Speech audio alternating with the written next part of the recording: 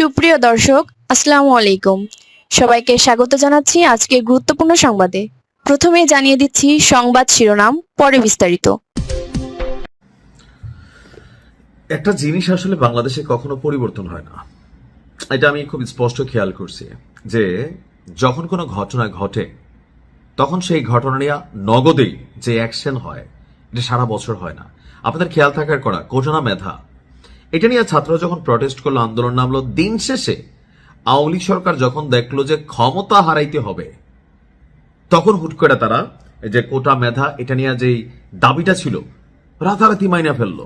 কিন্তু এতগুলা ঘটনা, এতগুলো জীবন, এতগুলা প্রাণ ছুটে গেল, তখন যখন তারা বললো যে আমরা দাবিটা মানছি, যারা আন্দোলনকারী ছিলেন বা সাধারণ জনগণ মনে করলো এটা প্রথমে কেন মানলেন না, মানতে তো পারতেন। এখন দোষ কি শুধু আওয়ামী লীগ সরকারের চরিত্রে? না, এই যে ইউনূস সরকারের চরিত্রটা ঠিক একইভাবে। ওসমান হাদির হত্যাকাণ্ডের ইস্যুতে ইনকিলাব মঞ্চের যে দাবি দাওয়াগুলো ছিল, বিচারিক প্রক্রিয়া যে দাবি দেওয়া ছিল, দীর্ঘদিন যাবৎ কথা বলছে, পোলাপাইন মাঠে নামছে। এমনকি আজকে যখন জাবের আমাদের জনগণের সাথে পুলিশকে মুখোমুখি করে দেওয়া সরকার যারা থাকেন ক্ষমতাশীল, তারা যখন জাবের যখন গুলি খাইলো, সারা বাংলাদেশে যখন প্রটেস্ট হওয়া শুরু হয়েছে, এখন ঠেলা খাইয়া অন্তর্বর্তী সরকার বিবৃতি দিচ্ছে। But why right now? মানে ঘটনাগুলোর আগে কেন না? আপনাদের কি শিক্ষা হয় না? এই দেশটাতে আপনারা তো থাকতে হবে, মাথায় রেখে না? আচ্ছা, এখন কি হয়েছে? হুট করেই হাদির ঘটনার যে তদন্ত জাতিসংঘের আন্ডারে ইনকিলাব মঞ্চের দাবি ছিল, তো জাতিসংঘে চিঠি পাঠাবে অন্তর্বর্তী সরকার। আজকে কিছুক্ষণ আগে জাতিসংঘের সংশ্লিষ্ট দপ্তরে চিঠি পাঠানো হবে বলে অন্তর্বর্তী সরকারের বিবৃতিতে বলা হয়েছে। তো বিবৃতি যদি দিবেনই ভাই, তাহলে জাবেরকে কেন গুলি খাইতে হইল? মানে রক্ত ছাড়া কি এই দেশে কোনো কিছুই আদায় হয় না?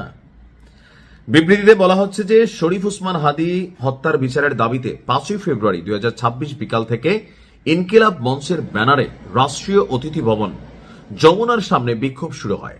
যমুনা এবং এর আশেপাশের এলাকায় বিক্ষোভ নিষিদ্ধ থাকা সত্ত্বেও, তো নিষিদ্ধ করলো কে? ডক্টর ইউনূসের সরকার। কেন? কারণ এখানে ডক্টর ইউনূস থাকে। তো আওয়ামী লীগের সময় তো একই সিস্টেম ছিল, তখন মনে এখানে নিষিদ্ধ ছিল না, বা থাকলেও ওই যে ক্ষমতাশালী যারা রাষ্ট্রের প্রধান ক্ষমতাশালী তাদেরকে নিরাপত্তা দিতে হবে আমাদের টাকা দিয়েই। এই যে পুলিশ তো আমাদের টাকাই চলে, তাদের বেতন চলে। আর পুলিশের বিষয়ে আমি বারবারই বলি, গরিবের সন্তান চাকরি বাঁচাইতে উপর মহলের অর্ডার ফলো করে। তো বলা হচ্ছে কি, নিষিদ্ধ থাকা সত্ত্বেও আইন শৃঙ্খলা বাহিনী প্রথমে বিক্ষোভকারীদের বিরুদ্ধে কোনো ধরনের বল প্রয়োগ করে, ওই যে গণহারে কথাবার্তা। আইন শৃঙ্খলা বাহিনীকে কেন বিক্ষোভের জন্য মানে চাপ প্রয়োগ করতে হলো, মানে ছত্রভঙ্গ করার জন্য? আপনারা কেন এই বিবৃতিটা আগে দিলেন না? কেন জনগণকে এবং পুলিশকে মুখোমুখি করাই দেন? আপনারা পাবলিকের কাছে পুলিশের ভিলেন বানাই দেন, পাবলিক পুলিশের উপর গোস্বা ঝাড়ে, থানা পোড়াই দেয়, জ্বালাই দেয়, পুলিশে মাইরা ফেলে। কারণ এই পুলিশ আবার কখনো বাংলাদেশ পরিবর্তন হইলে দেখবেন এখানে আবার অনেক পুলিশ মারা গেছে। কেন? আওয়ামী লীগ এখন যেভাবে বিভিন্ন থানার ওসিদের, এসপিদের হুমকি দিচ্ছে, আপনাদের বাড়িঘর নোট আসলে কিন্তু তারা নোট রাখতেছে, এমনকি আসলেই এরকম শত শত পুলিশে মাইরা ফেলবে। এটা বাস্তবতা বাংলাদেশে। আমরা এখন কিন্তু এগুলাই দেখবো হয়তো বা। এখন পুলিশরে জনগণের সাথে লাগাই দিয়া, রাজনৈতিক দলগুলোর সাথে লাগাই দিয়া, যেই চেয়ারে বসে সে তার নিজস্ব সেফটি চিন্তা করে। এখন বলতেছে যে বিক্ষোভকারীরা ব্যারিকেড ভেঙে, তো বিক্ষুব্ধ হয়েছে শেখ হাসিনারে বাংলাদেশ থেকে এই পোলাপাইন কেমনে ভাগাইছে? এরকম আপনার মতন ভদ্র কথা বইলা একটা ছোট্ট ঘটনা থেকে তো আওয়ামী লীগ সরকারের পতন হইল। তাহলে আজকে আপনারা বলতেছেন যে জল কামানের উপর উঠে গেলে আইন শৃঙ্খলা বাহিনী পরিস্থিতি নিয়ন্ত্রণে আনতে গিয়া সাউন্ড গ্রেনেড ব্যবহার। সরকার স্পষ্টভাবে জানাচ্ছে যে আইন শৃঙ্খলা বাহিনী কোনো ধরনের গুলি ছোড়েনি। তো জাবের কিভাবে গুলি খাইলো? তাহলে এখানে থার্ড কোনো পার্টি ঢুকলো? তাহলে আপনারা কেন এই সিচুয়েশনটা তৈরি করে দিলেন যে এরকম সিচুয়েশনে রাজনৈতিক ফায়দা এখানে নেবেই, ডিসঅ্যাডভান্টেজ দেবে? এখন দেখা গেছে জাবেরকে গুলি করা হয়েছে, আল্লাহ বাঁচাচ্ছে, সেটা রানের সম্বন্ধে গুলি লাগছে। এখন এটা কি বুলেট আমরা জানি না, বাট হয়তো জানবো। বুকে তো লাগতে পারতো, মাথায় লাগতে পারতো, তখন আপনি কি করতেন? মানে যা আছে আপনাদের সিস্টেম খালি রান হইলে হয়েছে, আমরা গরিব বাঙালি, আমরা এরকম ঘটনাতে মরবো, মাইটারি খাবো, তারপর আপনারা বিবৃতি দিবেন। আমি মনে করি যে দেখেন কোন রকম পরিবর্তন হয় নাই।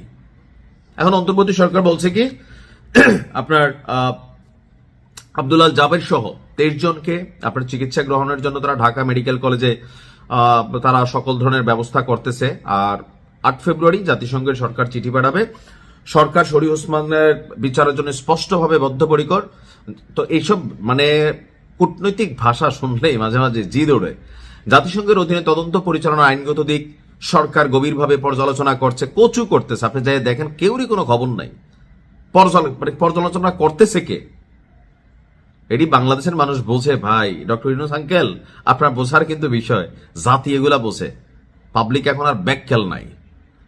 যাই হোক, আমরা মনে করি, এমনকি দেখেন বিক্ষোভকারীদের উপর মাত্রাতিরিক্ত বল প্রয়োগের যে অভিযোগ আসছে তা সঠিক নয়। তা আওয়ামী লীগ সরকারের সময় তো শেখ হাসিনা এগুলোই বলছে। না না না, এই যে তোমরা দেখা যায় গণমাধ্যমে সব ভুয়া মিথ্যা, হাসান মাহমুদ এগুলোই বলতো।